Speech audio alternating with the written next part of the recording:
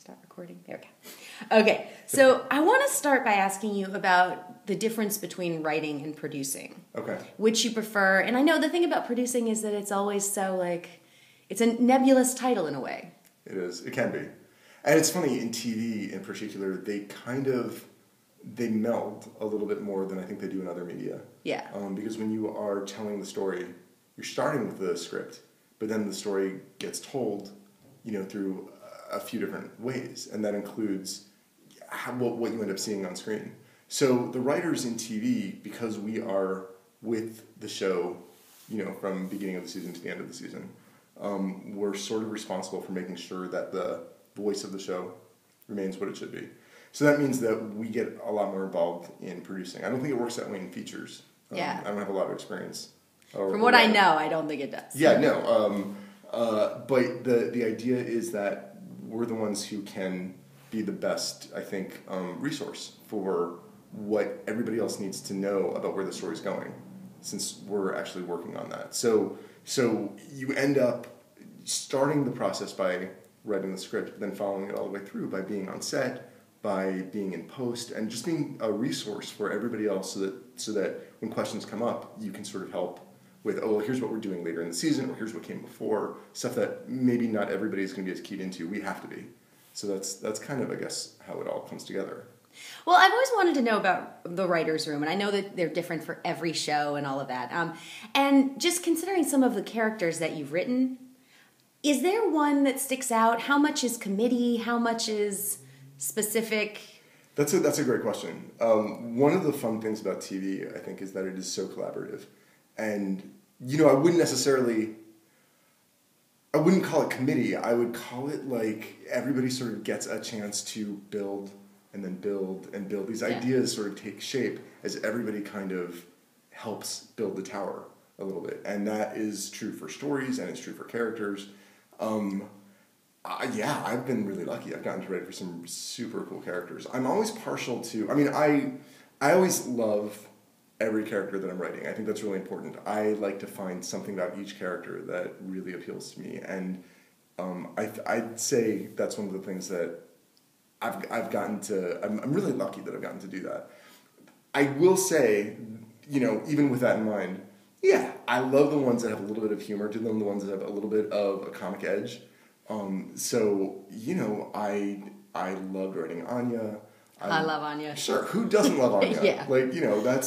That's just fun. And I loved writing Claudia when I was 13. On Arrow, I'm not going to lie, Felicity is, I think, closer to my brain than a lot of other characters I've gotten to do. She's my favorite, by the way. I really get it. Like, she's fun, and I think she's a really fun character. And I think she can be Felicity so that Oliver can be Oliver. Yeah. And Dig can be Dig. And I think that it allows everybody to sort of shine in their own way.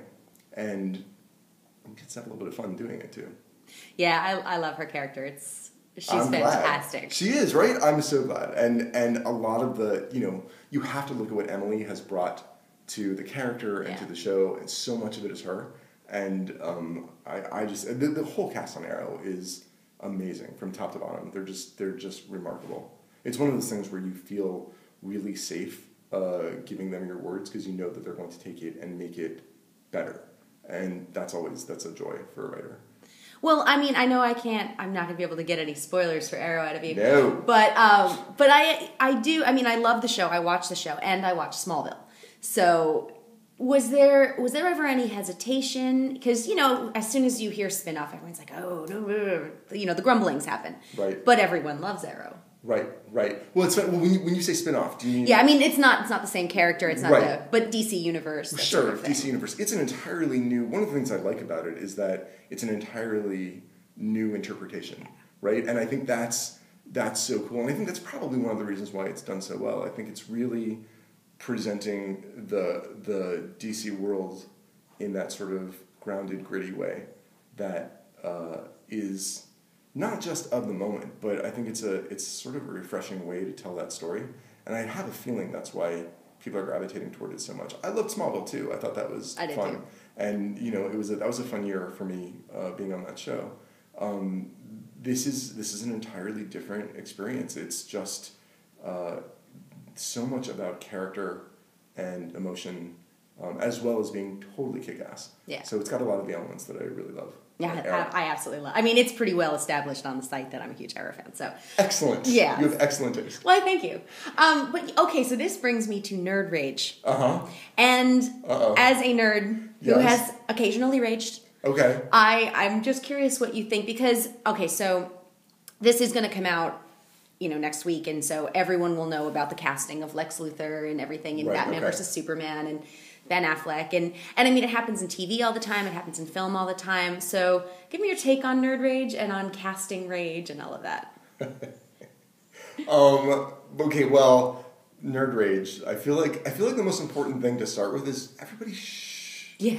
Everybody calm down. It's gonna be okay. Have some tea. Right, have some tea. It's gonna be fine. Yeah. I mean, I can't speak to things like Lex Luthor and Jesse Eisenberg or Ben Affleck. I'm not involved in any of that stuff. What I know is that I think, for example, we are on Arrow, as most people know, we're sort of laying the groundwork for a possible spin-off about Flash. Yeah. Right? And which is very exciting. Grant Gustin was cast as Barry Allen, and Grant is amazing. Yeah. He's so good. And I remember seeing when the casting was announced, I remember people saying, I don't get it. And I wanted to say, of course you don't get it. You haven't seen it yet. Yeah. Right? Like, just hang on. Yeah. We all knew that he was great for it. And I think once the episodes with Barry in them aired, I think people said, overwhelmingly, people said, oh, that's it. And what I always want to say, it always goes back to, it goes back to a lot of the stuff that Joss used to do on Buffy, and he remains for me, sort of the ideal. He's the model that was imprinted on my brain more strongly than any other. And Joss's whole attitude was, trust us. We know what we're doing. Yeah. The story's gonna be the best that it can be. We're gonna give you the stuff that is gonna work, or at least we're gonna do our best. Yeah. We're not gonna steer anybody wrong.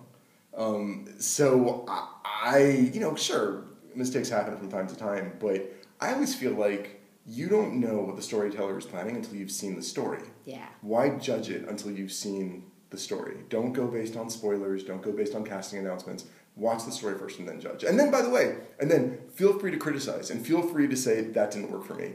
And that's okay. But I get so frustrated with the judgment that comes before the work has even been not just aired, but even shot. Like, we haven't done anything yet. So I always like to say, shh.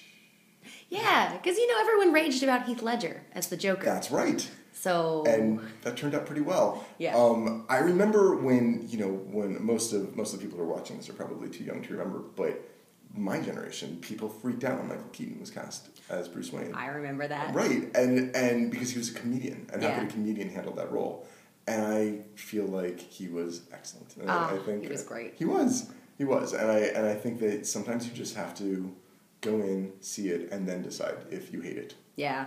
Now, have you ever run into, and obviously you don't need to say who this is, have you ever run into a situation where someone was cast in any of the gazillion shows that you've worked on where you were like, that's going to be weird to write because that's not what I thought? I'm trying to think. I'm sure there have been some. I can't think of any off the top of my head.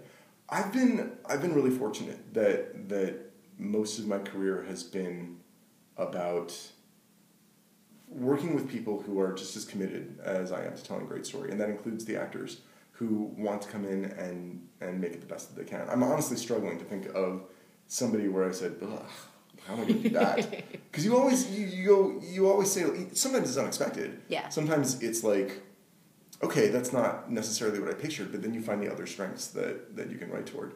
Also, a lot of times, and again, this goes back to your earlier question about writers as producers, part of what we do, because we are shepherding the script, we're going to be involved in casting to some degree or another. Yeah. So you're going to see the audition, you're going to see or talk to the actor, and you're going to say, oh, now I see something that I hadn't before, that's what we want to go with. So it's really easy to get on board with that kind of thing. Well, all right, so I am curious what you prefer in terms of superpowers versus not superpowers and writing for characters like that. Because, you've got Buffy, where you've got some characters with superpowers and some characters, you got Xander. Or, I mean, this has sort of happened in pretty much all the shows. Yes, that's true. There's been a lot of that. Not so much in the OC. There were a few. Yeah, that's true. Yes, the superpowers are more hidden. In that one. That's also a really good question. I'd like to find I think each version has its own reason for being there. Yeah. The characters with superpowers are really fun to write because they're kick-ass and they can do stuff and it's very wish fulfillment. Yeah. And then there's also the dilemma for them of a lot of times of how far do I go and so there's really great character stuff to be done. I'm much more comfortable when I'm writing character and something storytelling that comes from a character point of view first is going to be much more where I live. So what I love is that the characters with superpowers often will have dilemmas based on those superpowers, and it gives you a great engine to tell the story. At the same time, the characters without superpowers have their own character stuff to deal with. Who am I? How do I fit in here? What good am I? What do I do? And especially, a character like Xander who says, what's my place in this world? When I'm surrounded by people who have all these skills, what's my skill? Yeah. And it's really great fun, I think, for the people who are creating those stories to be able to say, well, let's find what makes a character like that special too. So it's a really great challenge on both sides of it. Well, it's funny. It just occurred to me because I just did the Buffy rewatch, and I thought that was really handled well with Xander. But that, of course, brings me to the question that I have gotten some nerd rage directed at myself because I tend to be Team Spike. Versus Team Angel, and I'm curious which one you are, especially considering a specific episode that you wrote. I never experienced any kind of, I never had any nerd rage directed at me at all. I think I still get hate mail from people. I feel like my answers are so wishy-washy, but it doesn't come from a place of wishy-washiness. It comes from a place of, like, I see the benefits of both characters. I can't assign myself to a team. Because I thought Angel was awesome, and I thought Spike was super cool. So I had a great time writing Spike. I didn't get the pleasure of writing a ton of Angel because he was gone by the time I came on the show. But I was a fan. I loved him a lot when he was around. And then as Spike emerged as sort of a new wrinkle in the story, I was like, bravo! I thought that was a really cool story to tell. And, my first episode up, on Buffy, Buffy and Spike had sex and brought down a building. As you do. As you do. As is wont to happen. How could I ever complain about getting handed a story that magnificent? It was a remarkable way to start for me. So, no complaints from me on either side. Good, okay, because that made me very happy when it happened on the show, because I was watching live. Sure, okay, that's nice. So you were definitely committed. You were Spike all the way. Absolutely, I do love Angel. Sure. Absolutely. I don't know why. Okay, here's the thing. I don't understand why we have to choose. I don't understand why it has to be one or the other. I don't know why it has to be Star Trek or Star Wars. I agree. Why can't I enjoy both? Why can't I enjoy Angel and Spike? You can. And you can also enjoy Star Wars and Star Trek, which of course brings me to Clone Wars. Okay. So excellent segue, by the way. I do what I can. But, okay, so now you went in season 2. That's right. Right? Okay, so of course I have to ask you about the fact that it's not around anymore because I'm very, very sad, and thoughts on that and where the story went. It's funny. My experience with it was so intense because I actually, we're in Los Angeles now. Most TV writers are in Los Angeles. Not always, but most of the time. I'm from the Bay Area. I'm actually from Marin County, where Skywalker Ranch is located.